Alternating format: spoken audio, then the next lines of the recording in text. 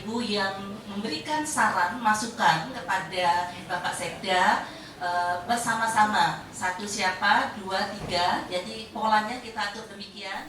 PJ Wali Kota Malang Wahyu Hidayat terus menjaring aspirasi dari masyarakat Kota Malang melalui program Ngobrol Boys Ilakes atau Ngombe. Jadikan saran masukan oleh Bapak Ibu semua, dapat diberikan jawaban, dapat diberikan solusi bagi kita semua. Program Ngobrol Boys Ilakes atau Ngombe memasuki edisi ketiga di bulan Januari 2024. Pada edisi ketiga ini, program Ngombe bersama PJ Wali Kota Malang Wahyu Hidayat mendapat antusias dari masyarakat, di mana animo masyarakat pada Ngombe edisi ketiga cukup tinggi. Terus Pak Irwan, barangkali Pak Irwan bisa untuk menyampaikan. Warga yang datang ingin menyampaikan aspirasi atau keluhan kepada PJ Wali Kota Malang di edisi ketiga program Ngombe sebanyak 7 kelompok masyarakat dengan latar belakang berbeda-beda dan menyampaikan langsung aspirasi mereka kepada PJ Wali Kota Malang di Gazebo Wali Kota Malang. Dari pihak dinas bisa interaksi secara hangat dan dekat gitu. Nah, mungkin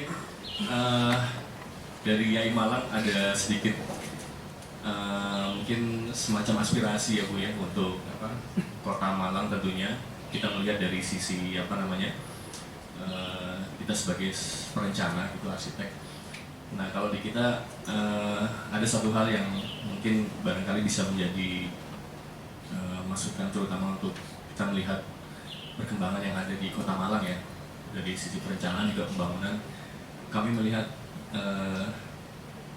banyak identitas kota yang mungkin hilang ya, agak kabur akhir-akhir ini, kita melihatnya seperti itu.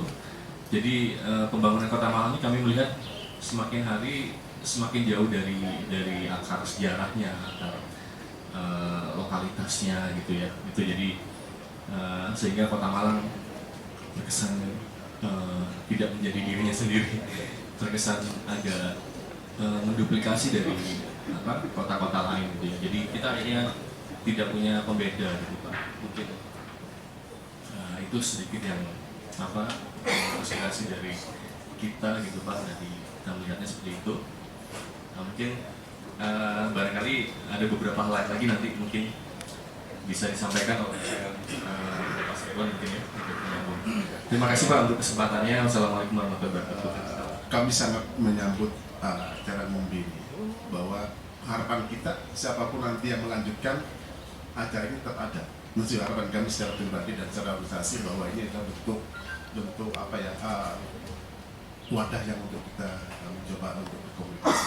Nah, keprihatinan kami itu saja bahwa seperti tadi disampaikan Mas Indra, bahwa beberapa kegiatan akhir-akhir ini yang di Kota Malang itu sepertinya mulai tidak bergeser dari karakter yang ada. Salah satunya yang sangat kita pantau dari awal, barangkali juga kami sampaikan di sini, contohnya aja, kami langsung ke contoh kewenangannya.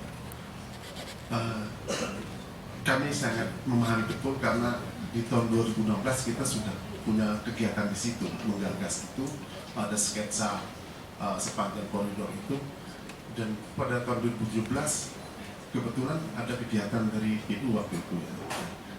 Kita dari YAI kebetulan sempat untuk memberikan banyak pradesain dan gagasan di situ, dan dengan segala prosesnya yang pro dan kontra, sebenarnya banyak hal yang masih bisa kita lakukan. Kami secara langsung mengatakan bahwa kayu tangan itu tidak hanya bicara proyek, tidak hanya bicara koridor, tapi merupakan sebuah proses yang saat itu kita juga melihatnya banyak hal lain yang harus kita siapkan, di mana misalnya salah satunya adalah masyarakat di sekitar dan sebagainya. Nah, yang sekarang timbul adalah ada beberapa kegiatan yang mungkin hanya sudah tinggal dikoordinasikan saja. Sebenarnya konsepnya sudah ada, tinggal dikoordinasikan, di mana sehingga tadi bahwa konsep-konsep karakter kota itu tidak hilang. Boulevard yang ada di mana di perempatan itu juga sudah sempat kita singgung, waktu itu kami sempat singgung dari lewat City Guide ya, bahwa kalau ada tulisan di situ pasti orang akan selfie di situ. Kenyataannya betul. Jadi justru membayangkan begitu dikasih tulisan pasti orang lari ke situ. Nah ini mungkin juga hal-hal yang pelan-pelan coba mari kita coba supaya terarah, dan juga memang positif dari awal bahwa tidak hanya keutamaan tapi juga dari kawasan dari stasiun sampai dengan itu terkonek dengan baik.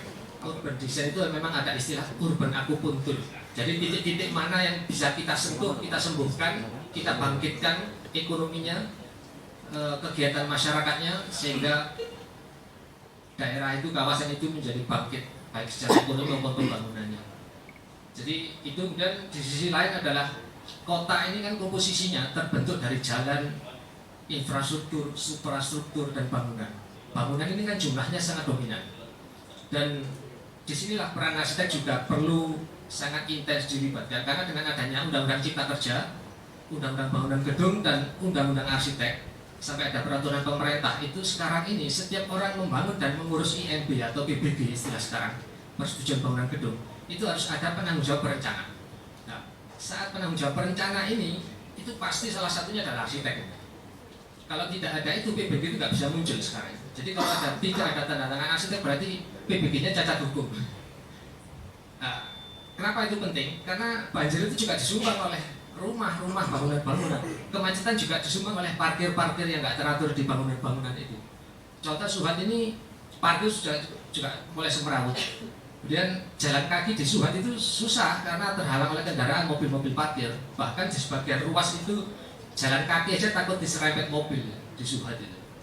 Artinya hal-hal semacam ini yang kita perlu pikirkan. Dampaknya ya dari percepatan pembangunan gedung-gedung swasta ini juga kalau tidak dikontrol dengan baik, nah itu akan dampaknya besar buat kota. Pak Sekda, mohon izin, kita pernah kerjasama dengan Pak Mas Dino ya, pada saat kita membuat pasar senggol ya, untuk detailnya begitu ya, bagus banget. Kemudian dengan Pak Sairwas juga untuk diorama Malang tempo dulu ya. Dan terima kasih, ini adalah gamenya Thomas Karsten, Bapak.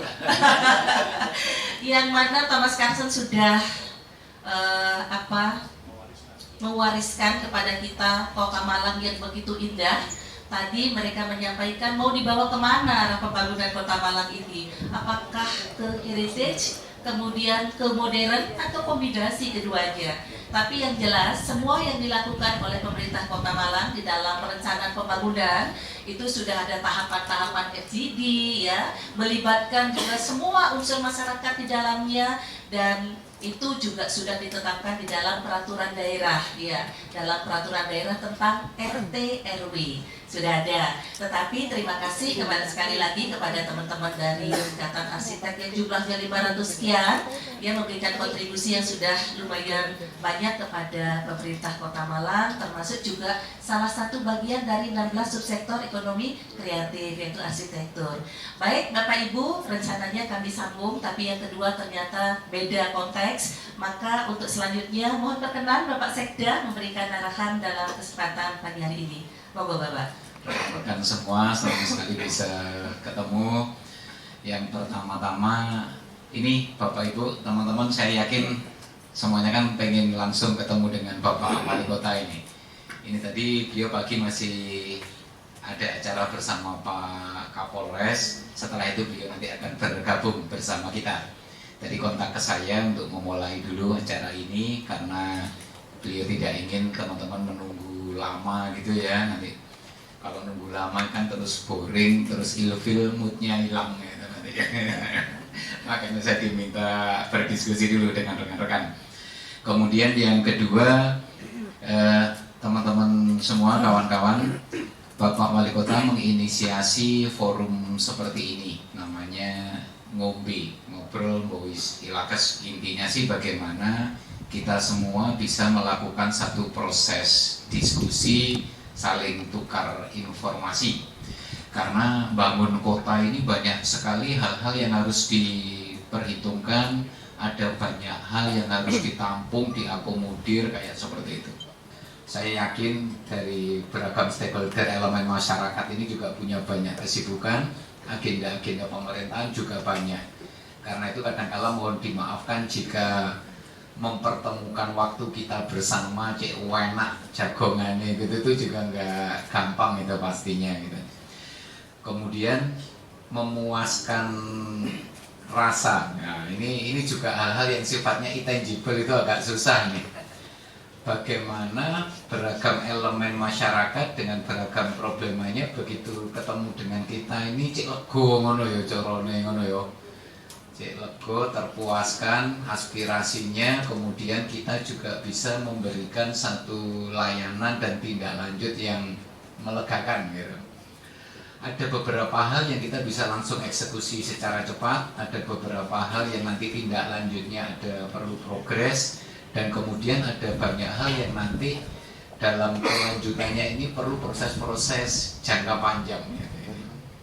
Itu nanti yang bagi rekan-rekan mohon permakluman gitu, karena kadang-kala mengubah ataupun menindaklanjuti problematika nggak bisa langsung kun fayakun besok simsalabim jadi gitu misalnya. Nah, kayak itu rekan-rekan, karena itu sekarang kami fokus dulu kepada sahabat-sahabat saya. Ini rata-rata teman-teman saya juga ini dari Ikatan Arsitek ini berarti sudah sekian generasi ya. Ingat saya kan sebelumnya Pak Sahirwan, Mas Nino, sekarang Mas Indra ini ketuanya ini. Sudah sekian generasi ketua. Sekian generasi ini artinya saya jadi kayak merasa semakin tua ini. Sudah ketemu generasinya Mas Indra ini sekarang.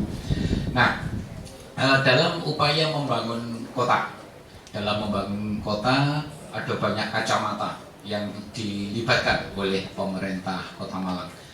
Ada kacamata dari hal-hal yang sifatnya physically, ada yang hal-hal yang sifatnya non fisik. Dari physically, dari bentuk fisik suatu kota berawal dari yang namanya rencana tata ruang. Pada saat rencana tata ruang itu berproses, ada komunitas inti yang terlibatkan di sana itu ini IAP ya, yang teman-teman yang ada di sana, Ikatan Ahli Perencana yang basicnya kepada planologi atau perencana wilayah kota. Kemudian pada saat itu berproses, ada hal-hal yang kemudian lebih detail lagi. Pada saat detail lagi, mulai ada Ikatan Arsitek, kemudian juga dari kacamata lingkungan, dari kacamata transportasi dan seterusnya. Nah, di sana kita bisa berdiskusi dengan banyak hal. Kayak ini Pak Sahirwan, Mas Dino, Mas Indra. Kalau kita berdiskusi dengan rekan-rekan yang hadir di sini aja, saya yakin semua punya perspektifnya. Nah, pada saat mendesain satu kota, ini yang memang tidak mudah. Pada saat kita menelusuri satu sejarah, Thomas Carson telah meletakkan dasar-dasar desainnya pada saat itu. Pada saat itu tentunya dengan mempertimbangkan kondisi geografis, kondisi kependudukan dan kondisi kebutuhan pada saat itu. Thomas Carson barangkali belum memperhitungkan bahwa zaman itu Kota Malang mari ngono penduduknya mari 1,5 juta sampai 2 juta kayak saiki. Pada saat itu Thomas Carson bisa jadi belum berpikir bahwa berikutnya ada 60 perguruan tinggi kurang lebih di Kota Malang ini. Negeri dan swasta yang mahasiswanya itu setiap tahun bisa sampai sekitar 800 ribuan. Sejumlah kira-kira penduduk ber-KTP Kota Malang ini. Jadi kalau mau melihat penduduk asli KTP ber-KTP Kota Malang le arep riyo-yo ya. Karena banyak yang pulang kampung ini. Nah, di situ juga yang kemudian berkembanglah kebutuhan-kebutuhan lain. Bagaimana kita membangun, menghidupkan, menata ekonomi, mendorong pertumbuhan ekonomi tanpa menghilangkan ciri khas tadi kita, lokal wisdomnya Kota Malang ini seperti apa ini. Ini yang kemudian nanti tercermin pula kalau dengan arsitek kita memberikan sentuhan yang sifatnya visual fisik, gitu, infrastruktur dan sentuhan fisik. Tetapi bangun itu kita tidak hanya bangun fisik tapi juga bangun masyarakatnya. Bagaimana masyarakat itu kemudian bisa tumbuh berkembang, karena kalau itu blending dengan masyarakatnya, kampung tematik itu nggak akan berhenti, akan terus berkembang. Disinilah yang kemudian peran masyarakat lewat Pokdaris misalnya, kelompok sadar wisata ataupun pelaku-pelaku UMKM yang nanti akan semakin dikuatkan aktivitas-aktivitas kemasyarakatannya itu tadi. Jadi pada saat kita sekali lagi pada saat kita membangun satu wilayah itu kita tidak boleh hanya terjebak kepada membangun yang sifatnya fisik, tetapi juga membangun aktivitas-aktivitas kemasyarakatannya dengan culture-nya gitu. Karena kalau tidak, yang sifatnya fisik ini akan decrease gitu dengan perjalanan waktu jika peran serta masyarakat itu tertinggal dalam perkembangan seperti ini. Berikutnya Pak Sony Irawan. Yang mana Pak Sony? Belum hadir. Ada? Pak Sony Irawan mana ya? Diceluk-celuk ada. Oke, kalau belum ada kita lanjut ke yang nomor 3, yaitu Ibu Mary Joda. Ibu ya? Oh ya. Monggo, Bu Mary. Bu Mary dari mana ini, Bu? Assalamualaikum warahmatullahi wabarakatuh. Waalaikumsalam. Saya Jona dari N Creators.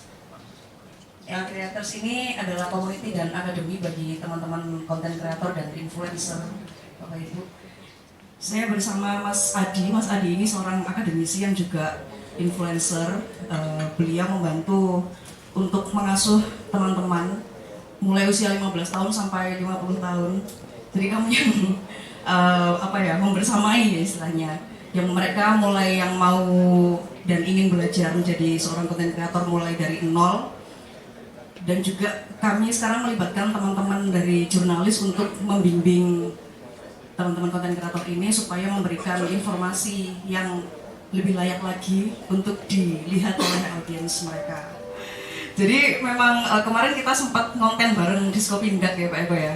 Jadi teman-teman sudah membantu untuk mempromosikan apa saja sih servis yang ada di Skopindak dan alhamdulillah cukup sukses kemarin dengan waktu yang sangat mendadak, tapi teman-teman ternyata idenya itu sangat kreatif semua dan pesannya bisa sampai ke masyarakat.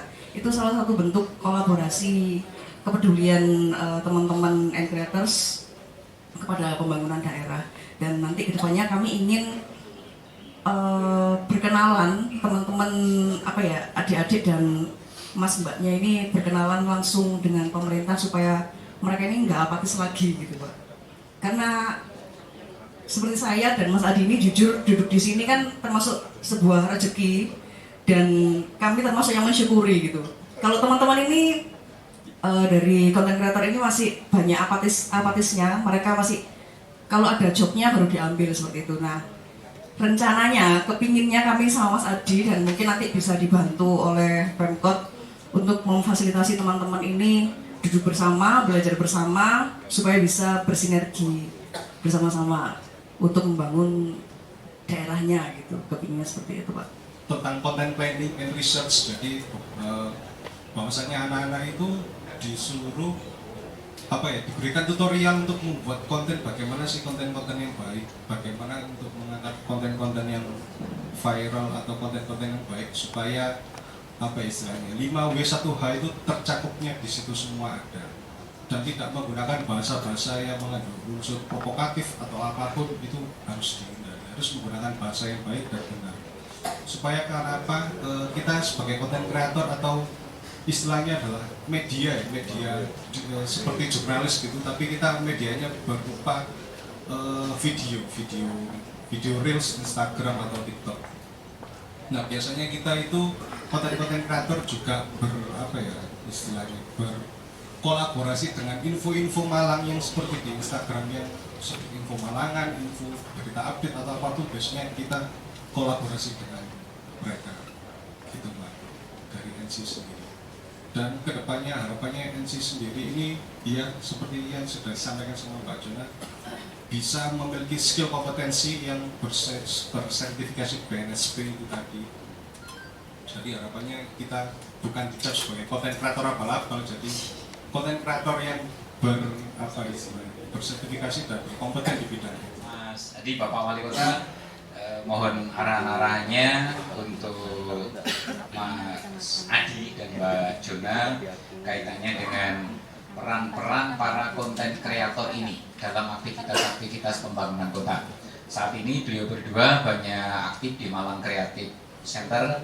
Ekonomi kreatif ini memang di Kota Malang luar biasa Bapak, 17 subsektor itu salah satunya juga arsitek, makanya Ikatan Arsitek juga ada di sini, sehingga pelibatan arsitek di MCC ini juga nanti pastinya harapannya bisa semakin intens. Ini Bapak untuk konten-konten kreator kita ini yang memang di era media sosial dan beragam platform teknologi informasi komunikasi sekarang ini perkembangannya semakin luar biasa.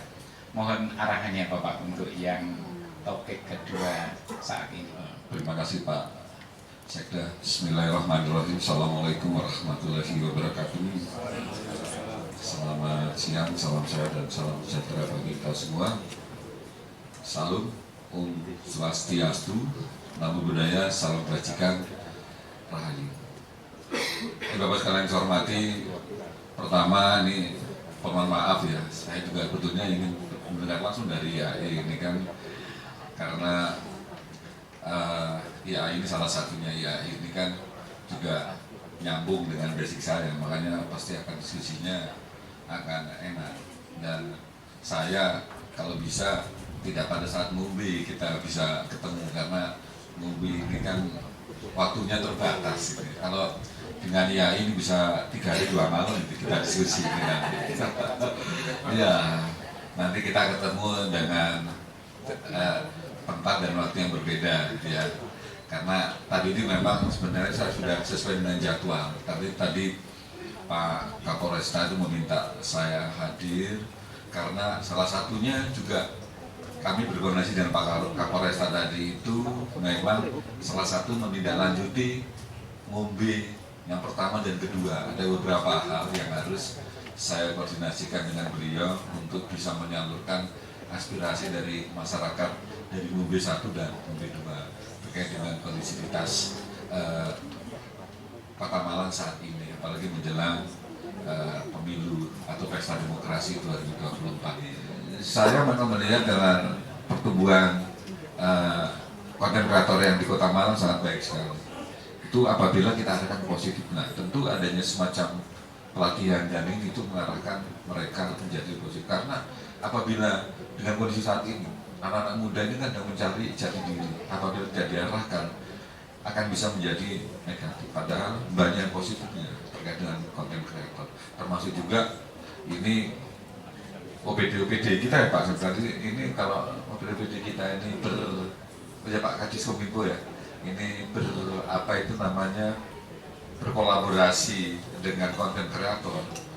Saya yakin nanti OPD ini juga akan bisa menyikapi terkait dengan perkembangan saat ini atau juga mempromosikan ya, bagaimana menyikapi berita-berita, kemudian bagaimana kita membranding terkait dengan informasi yang harus kita lakukan. Tentu nih kalau ada pendampingan ataupun pembinaan dari konten kreator kita akan lebih baik lagi. Karena saya akui konten kreator ini memang harus mempunyai satu kreativitas yang tinggi dan juga menyesuaikan dengan apa-apa sekarang ini yang sedang viral tadi itu ya Mas Adi. Itu akan lebih baik lagi, tapi harus dikemas dengan yang positif.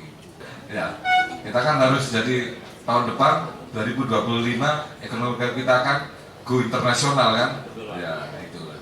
Nah makanya ada beberapa langkah-langkah yang kita lakukan yang perlu ada pendampingan dari konten kreator yang ada di Kota Malang. Ya, matur nuwun Mbak Jona, Mas Adi, dan mudah-mudahan nih Pak Kadis Kominfo bisa berkolaborasi ya dengan konten-konten kreator yang ada di Kota Malang. Ya kenal ya dengan Pak Kadis Kominfo ya, pasti kenal. Oh belum, kenalnya Pak Eko aja.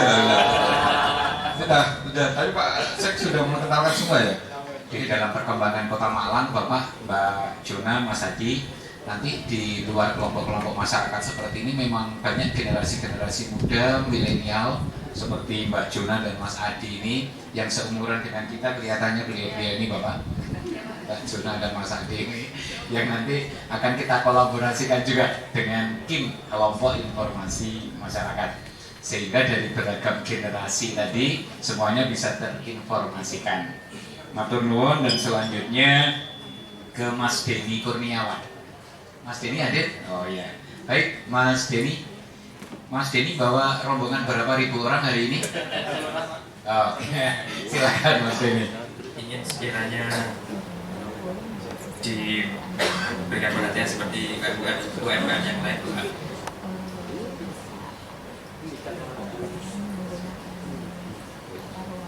Sudah sabar itu saja. Waalaikumsalam warahmatullahi wabarakatuh. Waalaikumsalam. Terima kasih cetakan ini kalau musim pesta demokrasi lagi panen-panennya loh Pak. Iya nih kan ya. Sampai nolak-nolak job ini masih bikin brosur, banner, kaos dan beragamnya. Nah ini harapannya juga bisa dilibatkan mewakili jenis usaha percetakan. Mohon arahannya Bapak. Mas Denny, ini usaha percetakan ya. Iya. Jadi memang kita membuka seluas-luasnya. Jadi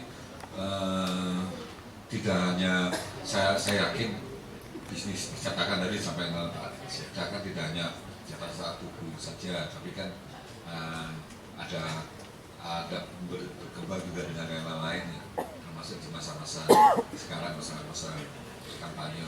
Dan percetakan silakan, apalagi ini UMKM ya. Dan ini kalau kita dalam bentuk tender, tentu cetakannya kan juga ada lelang. Nah silakan ikuti. Apakah ini juga dengan menggunakan e-katalog ya, atau dengan yang lain, tentu ini sudah ada. Jadi monggo, kami tidak membatasi dan tentunya sesuai dengan kriteria persyaratan. Jadi silakan.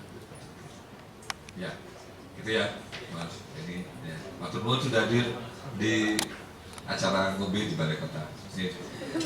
Baik, izin kami lanjutkan Bapak Wali Kota. Selanjutnya Mas Indrawanto hadir. Oh ini, oh tak pikir tadi dari kelompok dalam Mas Indra ini. Dulu kronologi ke apa yang akan kami sampaikan. Di tahun 2017 insya Allah, posisi saya waktu itu masih sekretaris RW Bapak.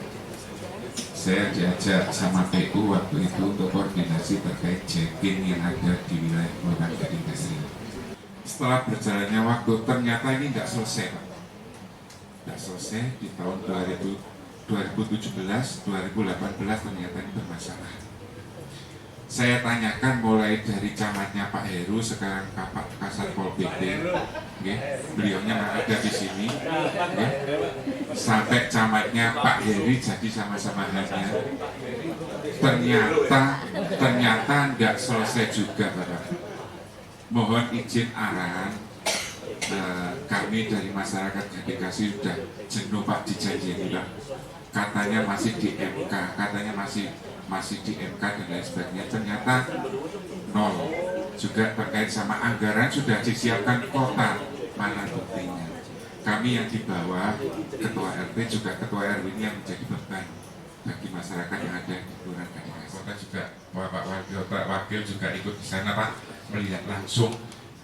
Yang kami inginkan dari masyarakat Gading Kasri terkait sama dikasih brojok Pak, atau terakhir mohon koordinasi karena ini kami mendal Pak. Baik, sebelum ke Pak Wali, ada beberapa informasi tambahan dari dinas teknisnya dulu aja ini. Nanti Pak Dandung bisa menginformasikan beberapa hal kaitannya dengan aspirasi dari masyarakat Gading Kasri ini sebelum nanti kepada arahan-arahan dari Bapak Wali Kota. Monggo Pak Dandung. Bukan hanya masyarakat saja yang menginginkan permasalahan jacking ini sudah selesai, tapi kami juga sebetulnya berkeinginan permasalahan jacking ini sudah selesai, yang mana permasalahan jacking ini merupakan suatu cerita yang cukup panjang Pak. Dimulai dari tahun 2013, mulai awal dilakukan penandatanganan kontrak antara Dinas PU dengan PT JGA. Dan kami sampaikan, kami juga bukan beralasan, memang ini masih berproses Pak. Jadi masih berproses, terakhir kemarin berproses di Pengadilan Niaga Surabaya, di mana gugatan dari penggugat sebagian dikabulkan, yang itu kemudian pada tanggal, insya Allah di tanggal 12 September tahun 2023 kemarin, bagian hukum mewakili pemerintah Kota Malang mengajukan kasasi Bapak, yang sampai saat ini hasilnya belum kami dapatkan. Jadi memang benar seperti yang disampaikan Pak RW, kenapa kami mengajukan kasasi atas putusan Pengadilan Niaga Surabaya, karena memang klaim. Jadi klaim dari pihak kontraktor menyatakan bahwa proyek dari jacking itu sudah selesai, sama juga disampaikan oleh Pak RW tadi. Awalnya memang konsepnya akan pakai ngebor Pak, yang namanya jacking itu yang ngerong ya, tapi kenyataannya kita pakai dalam pelaksanaannya pakai tenaga manol, jadi pakai tenaga jadi kita lakukan penggalian. Nah, tapi dari kami melakukan kasasi itu atas putusan pengadilan niaga itu karena kami menilai bahwa pekerjaan itu belum selesai. Sama seperti yang disampaikan Bapak tadi, ada kurang lebih 260 meter. Jadi ada 260 meter itu belum tembus sampai ke Sungai Metro. Kemudian juga antar manhole itu masih banyak yang belum tembus, sehingga proyek jacking ini, pekerjaan jacking ini kita nyatakan belum selesai karena belum berfungsi. Kami juga melihat bahwa salah satu, sama seperti disampaikan tadi, kalau sudah pintu air di atasnya sumber sari sana dibuka, pasti luapan air akan turun ke Galunggung. Nah, karena permasalahan banjir ini beda dengan permasalahan lubang jalan, Pak. Kalau lubang jalan tuh efeknya itu hanya pada lokasi tempat, tapi kalau banjir ini kan airnya di atas, tapi yang menerima kan yang ada di bawah. Usulan Pak Bronjong seperti itu, kalau kita bronjong nanti karena masyarakat juga kurang disiplin, mohon maaf saya tidak menyalahkan masyarakat, di bronjong pun kalau dibuangi sampah bronjong tertutup, justru nanti akan juga ada luapan di sana. Dan di tahun 2024 ini Bapak untuk mengurangi luapan air yang dari Sumber Sari, Sigura-gura ke arah Galunggung, di tahun 2024 ini akan kami buatkan sudetan dari saluran di depan ITN, akan kami sudet ke barat ke arah Sigura-gura, ke arah Ubud itu, nanti langsung tembus kita buang ke Sungai Metro. Itu akan kita lakukan di tahun 2024 ini, Pak. Ada banyak permasalahan, salah satunya banjir, Bapak Wali Kota dan rekan-rekan, yang coba diselesaikan oleh Kota Malang. Salah satunya itu dengan mencoba memanfaatkan perkembangan teknologi terkini yang harapannya nanti bisa secara cepat mengurangi ataupun menghilangkan adanya problematika banjir. Tetapi pada saat penerapan teknologi tersebut, ternyata ada banyak pula teknologi ini yang belum applicable gitu ya, belum dengan mudah bisa diterapkan. Pada saat ternyata sudah dicoba diterapkan, dikontrakkan, ternyata nggak bisa berjalan sepenuhnya, ini yang kemudian menjadi problematika hukum, termasuk pula yang menjadi penyebab sumbatan-sumbatan. Jadi tidak hanya balok kayu, tetapi ternyata dengan segala kelengkapannya, kusen, meja, kursi itu di saluran itu sedemikian, sama satu kasur juga, kasur dan sak bantal gulingnya gitu. Betul. Jadi memang luar biasa nih harta karun kita yang berada di saluran itu. Bapak Wali Kota mohon untuk arah-arahan dan pastinya juga penenang hati warga masyarakat Gading Kasri, Bapak. Nah, ya terima kasih Pak Indra. Pak Indra Ketua RW. Ketua RW 6. Dan Pak LDM tadi Pak Yudi tadi dia. Ya. Saya menambahkan disampaikan oleh Pak Kepala Dinas PU, PR, PKP. Ya. Saya walaupun pernah jadi Kepala Dinas PU, mengapalkan nomenklaturnya ini kan jadi satu ini. PU, PR, PKP ya, pekerjaan umum, penataan ruang, perumahan dan kawasan permukiman, luar biasa. Itu masih gemuk ya. Saya dulu Kepala Dinas PU Cipta Karya aja langsung mikir satu Cipta Karya gitu.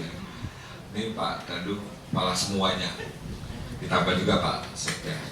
Tadi penjelasan Pak Sekda.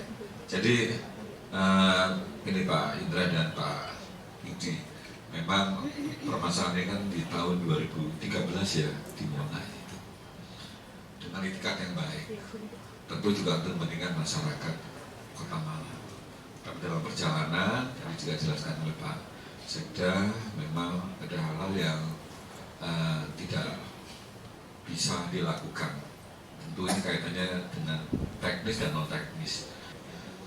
Dari tahun ke tahun, dari bulan ke bulan apabila terjadi hujan yang sangat deras, saya memantau dari Galunggung itu akan menjadi satu daerah tujuan air untuk mengalir ke sana. Karena kalau lihat dari konturnya, topografinya, memang itu kan paling bawah.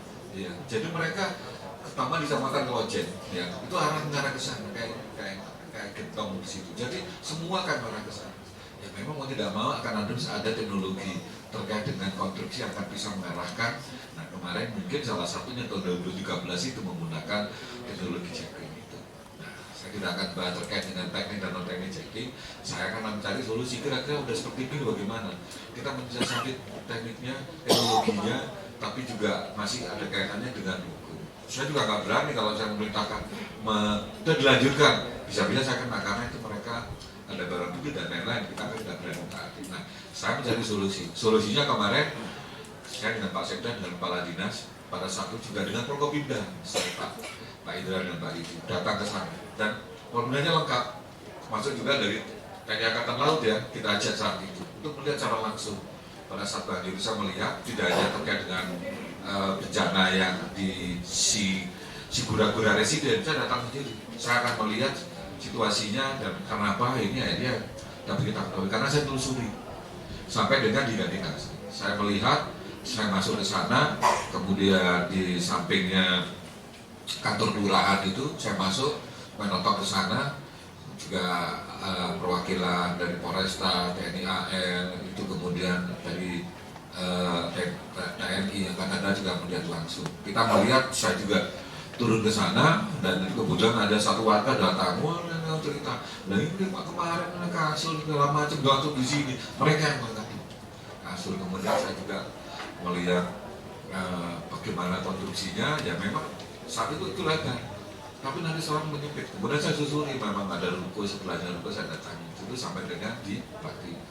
Saya lihat turun sendiri, saya melihat menyempit, ada di bawahnya dan nah itu upaya kita tidak tinggal berarti itu upaya, dan itu juga tidak kalau dari nilainya juga tidak kecil.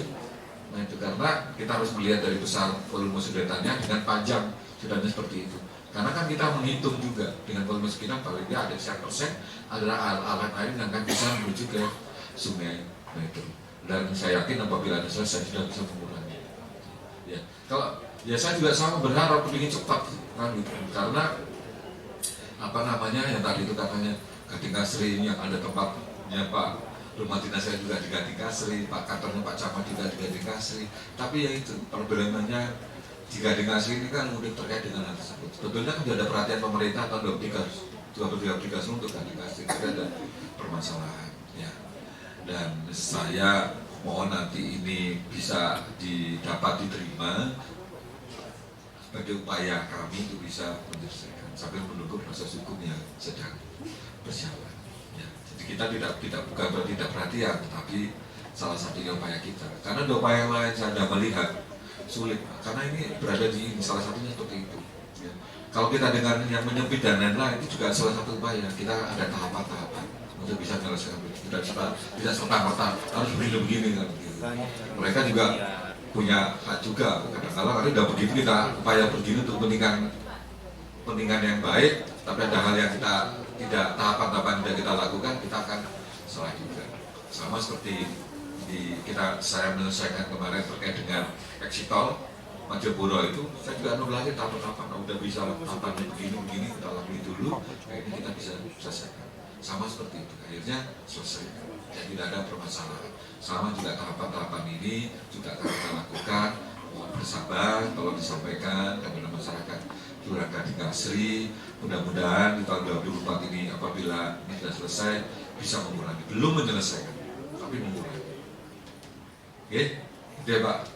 Saat ini juga ada upaya ini Mas Indra, bagaimana hutan kota Kediri, Gurine Widya Karya itu, seberangnya Eskimo itu, warung Eskimo itu seberangnya itu nanti juga diupayakan untuk bisa menjadi busem atau tampungan sementara, sehingga arus air yang mengarah kepada Jalan Bondowoso, nanti bisa parkir sejenak di hutan kota Kediri tersebut. Dan juga terkait treatment hutan kota Kediri ini nanti juga bisa diberi sentuhan sebagai taman lansia seperti yang jenengan harapkan. Kita mungkin di awal perlu menyepakati dulu bahwa Allah tidak pernah menciptakan produk yang gagal, betul Pak? Semua ciptaannya adalah sebaik-baik bentuk. Kami para orang tua tidak pernah bisa memiliki anak yang seperti apa. Seperti halnya anak-anak kami tidak pernah bisa memilih terlahir di rahimnya siapa. Apakah orang yang kaya, orang miskin, ataupun di rahim seorang ibu yang mungkin harus berjuang seorang diri karena suaminya meninggal. Nah Pak, sayangnya anak-anak ini, anak-anak difabel yang ada di bawah naungan kami ini saat ini berasal dari latar belakang yang berbeda-beda. Kenapa kami namakan komunitas kami pejuang mimpi? Karena mereka lagi berjuang Pak untuk meraih impiannya yang mungkin tidak bisa dicapai jika tidak ada peran serta orang-orang yang peduli pada mereka. Mohon maaf, bukan kami tidak pernah memahami bagaimana seorang guru kesulitannya, bukan, karena kami menganggap guru dan kami orang tua adalah sama. Guru adalah orang tua anak-anak itu di sekolah, betul Pak, meskipun mereka tidak melahirkan. Kami adalah orang tua mereka di rumah. Seperti halnya orang tua di rumah tidak bisa memilih anak seperti apa, guru pun sebenarnya tidak bisa memilih mendapatkan amanah siswa seperti apa. Jadi yang kami harapkan ke depan, mohon untuk dibantu Pak sekolah-sekolah ini yang sudah mau menerima anak-anak kami, terutama sekolah-sekolah inklusi, dengan memberikan paling tidak minimal 2 guru pendamping, guru shadow yang memang dia menguasai bagaimana cara mendampingi anak-anak ini. Karena kalau seperti yang sekarang berjalan, shadow dibebankan kepada orang tua. Jika orang tuanya mampu, itu tidak apa. Tapi sayangnya masih banyak di keluarga anak-anak disabilitas ini, difabel ini, yang orang tuanya tidak mampu. Untuk diketahui, biaya shadow 1 bulan, jika rutin 1 minggu 5 hari, itu bisa mencapai 2,5 juta Pak. Itu belum SPP-nya. Padahal mereka masih menanggung biaya terapi Bapak, yang juga tidak sedikit. Sekarang terapi kalau ditanggung BPJS cuma 20 menit Pak. Tapi kalau terapi mandiri mereka harus bayar 180 untuk 30 menit. Itu seminggu biasanya 2 kali terapinya. Baik, Bu Sri Rahayu dan Bu Umi, ada banyak hal kaitannya dengan difabel yang disampaikan. Kepedulian Kota Malang juga luar biasa besar Bu. Tidak semua daerah punya musrenbang disabilitas atau difabel. Kemudian juga tidak semua pemerintah daerah terkait dengan upaya-upaya khusus kaitannya pelayanan difabel seperti ini. Khusus untuk tadi implementasi dari Jarik Mak Siti, saya fokuskan di sana aja ya, meskipun yang disampaikan Bu Sri Rahayu tadi banyak, serta Bu Umi yang cerita jelang 50. Oh, jelang 50, tapi masih kayak 30 loh Bu. Kalau semangatnya kayak 17 tahun.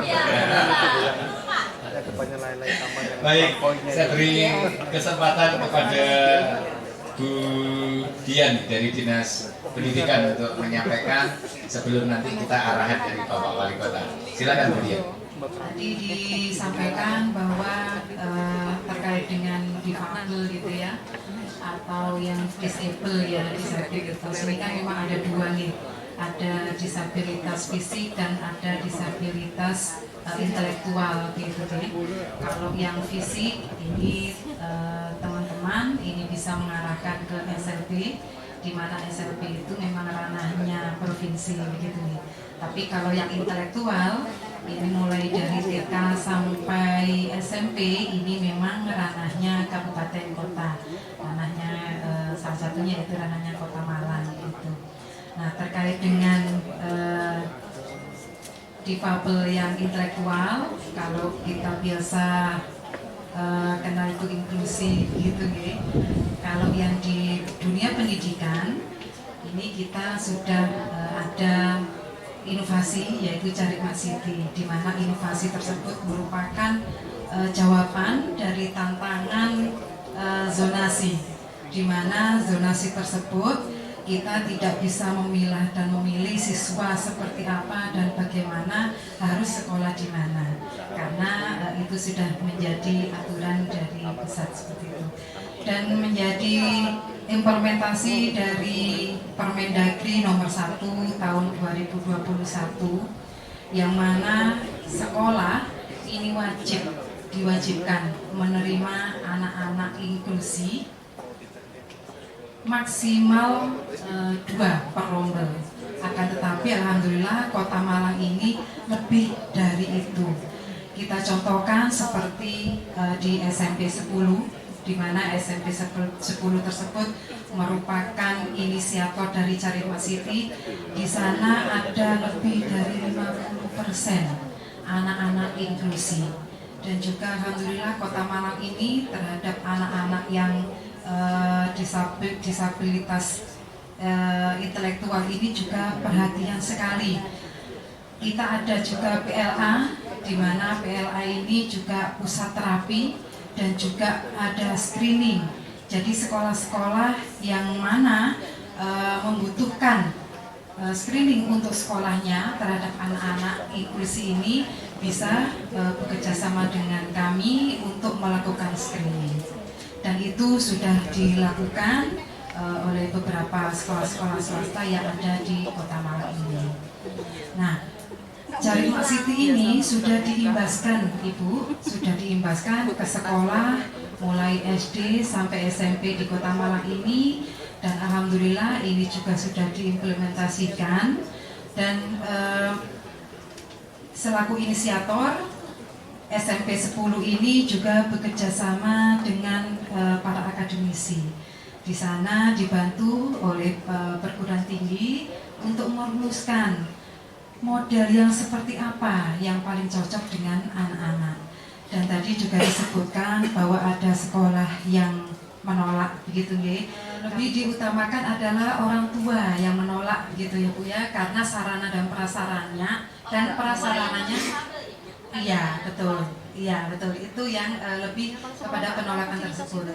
Kalau boleh Ibu, kami diberikan data itu di sekolah mana, nanti kami akan memberikan edukasi kepada orang tua wali murid, karena bagaimanapun juga mereka adalah anak-anak yang istimewa yang memang tidak boleh untuk ada penolakan tersebut. Bu Sri Rahayu, ya, ini terima kasih ini perjuangan dengan pendampingan, dan sepertinya tadi kalau saya dengarkan pemaparannya sangat luar biasa, karena tidak sedikit, hanya sedikit ya, orang-orang yang seperti Bu Sri Rahayu ini mendharmabaktikan, ya, apalagi ini pejuang impian,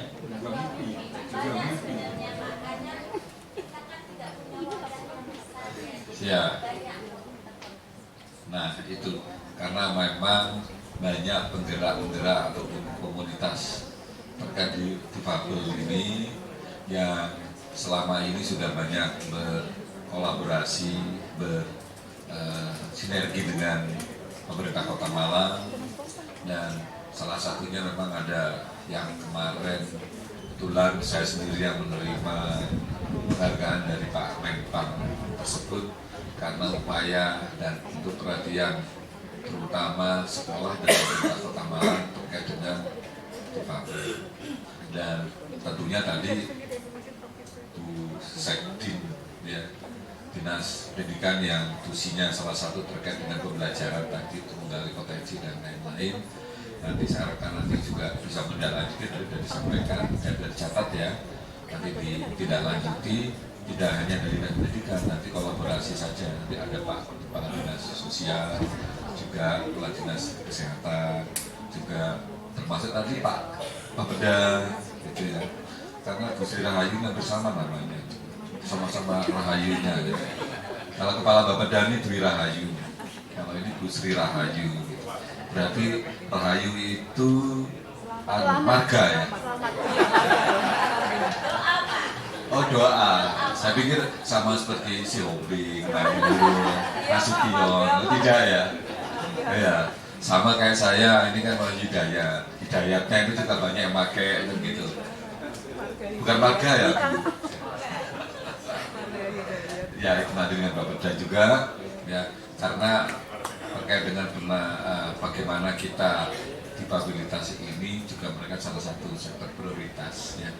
Kita menganggarkan juga dari beberapa OPD itu juga tidak sedikit. Nah, nanti memang koordinasinya nanti tetap ada di selain dinas pendidikan nanti Pak Ibu Kepala Bapeda juga kemarin masuk inisiatif kita ya dari pemerintah Kota Malang terkait dengan musrembang yang khusus di disabilitas itu. Nah itu kan berarti bentuk perhatian kita untuk bisa, karena musrembang ini kan bottom up, jadi keinginan-keinginan salah satunya dari Bu Sri Rahayu tadi itu apabila nanti komunikasi dan ada alhamdulillah dengan Ngombe ini bisa langsung difasilitasi oleh Kepala Bapeda untuk bagaimana usulan-usulan tersebut sesuai dengan prioritasnya. Karena saya yakin ya Bu terkait dengan musrembang difabel kemarin banyak kan permintaan terkait juga dengan pendidikan. Nah itu nanti kita akan fasilitasi nanti koordinasinya dengan dinas-dinas yang lain ya agar nanti semua keinginan-keinginan ini bisa terfasilitasi dengan baik. Ya saya kira kita punya musrembang ini mungkin satu-satunya ya mungkin bisa di Indonesia ya satu-satunya musrembang difabel ya. Satu-satunya Pak, betul Pak. Ya. Satu-satunya. Nah ini betul-betul perhatian. Kita Sambes itu malah satu orang yang ngetop di Kota Malang. Influencer juga, ya, sering mengkritiki saya juga. Gitu, ya. Tidak apa-apa kritikan begitu, tapi kan jelas bagaimana proses kita terkait dengan. Tapi saya senang kritikan itu kan membangun, ya. Jadi bisa memberikan satu pilihan pada pemerintah apa yang harus kita lakukan. Itu adalah bentuk kritikan, tapi harus kritikan yang positif. Tapi sampai sih selalu kritikan positif sudah akan begitu. Ya. Oh teman debat ya? Wah teman debat. Saya kalau debat-debat ini lebih baik saya nggak berdebat lah saya. Positif ya. Debat saling mendukung. Baik Bapak Ibu sekalian, terima kasih sekali lagi aspirasi-aspirasi serta keterlibatan dan peran sertanya dalam upaya membangun Kota Malang lewat Ngombe ini. Bapak Ibu sekalian, forum ini nanti kami akhirkan dan setelah itu nanti Bapak Wali Kota dari Ikatan Arsitek Indonesia, Bapak, setelah kita akhirkan nanti mohon waktu untuk ada menyampaikan semacam apa ini namanya apresiasi dan tanda mata. Dan selanjutnya nanti akan kita agendakan khusus untuk Ikatan Arsitek Indonesia terkait dengan upaya-upaya membangun wajah Kota Malang dengan local wisdom kita dalam forum yang lebih leluasa lagi nantinya. Berikutnya kepada Bapak Ibu sekalian yang saat ini hadir, terima kasih. Mohon dimaafkan kekhilafan dan kekurangan kami apabila dalam menyambut warga Kota Malang yang luar biasa ini ada hal-hal yang kurang berkenan. Kita akhiri bila taufik wal hidayah. Wassalamualaikum warahmatullahi wabarakatuh. Kita berikan aplaus dulu kepada Bapak Wali Kota Malang.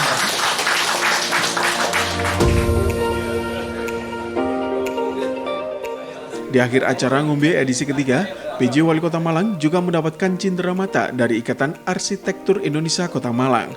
PJ Wali Kota Malang juga melakukan foto bersama warga yang hadir.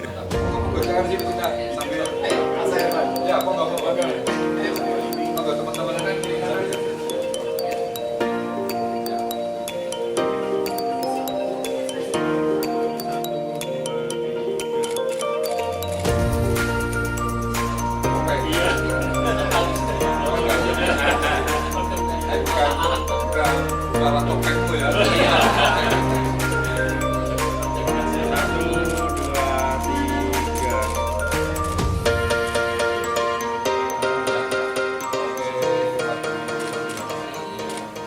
Variasinya berbeda lagi walaupun ada yang sama, ya.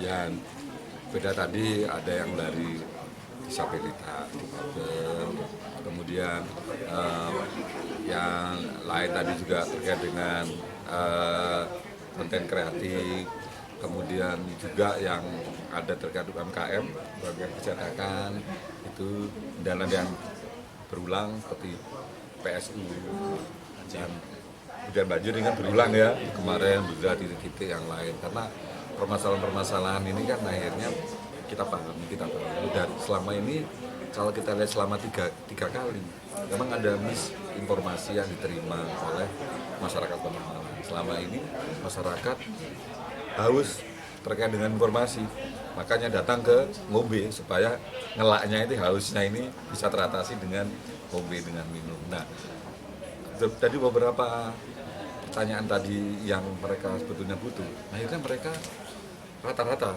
ini terpuaskan. Nah, ya. Jadi dahaganya ini bisa teratasi karena ada miss. Nah, ke depan juga selain kita nanti menjaring semua permasalahan yang ada di Kota Malang yang selama ini menjadi unek-unek, yang kedua juga kita akan mengevaluasi ada beberapa hal terkait dengan informasi-informasi yang belum semuanya mengena semua lapisan masyarakat.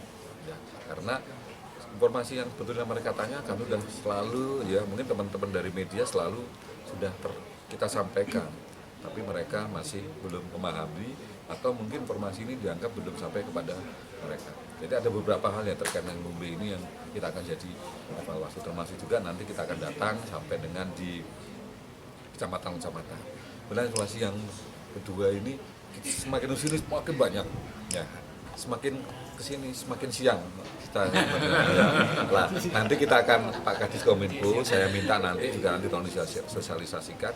Kami nanti kalau bisa nanti terkait dengan hal ini nanti kita akan batasi pertanyaan yang datang juga supaya nanti mereka juga paham, nanti dianggap kita tidak menerima. Kadang-kala kita sudah membuat form Google Form itu ada beberapa pertanyaan. Nah, harapannya dengan Google Form itu nanti kita akan jawab apabila mereka tidak dapat berinteraksi dengan saya, kita akan jawab semua.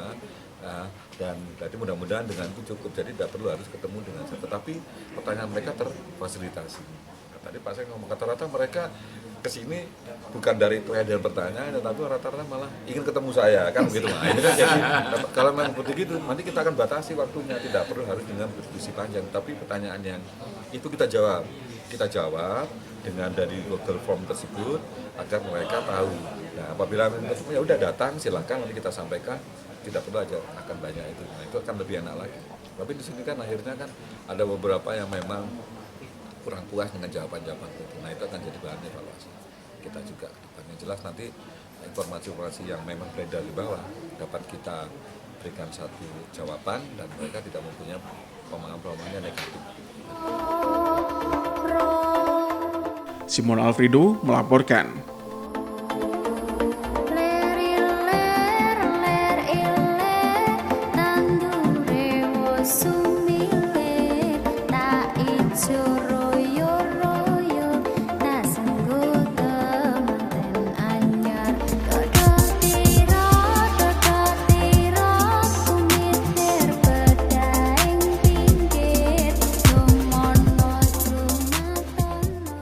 Peliputan acara ini dipersembahkan oleh Bagian Prokompim Setda Kota Malang.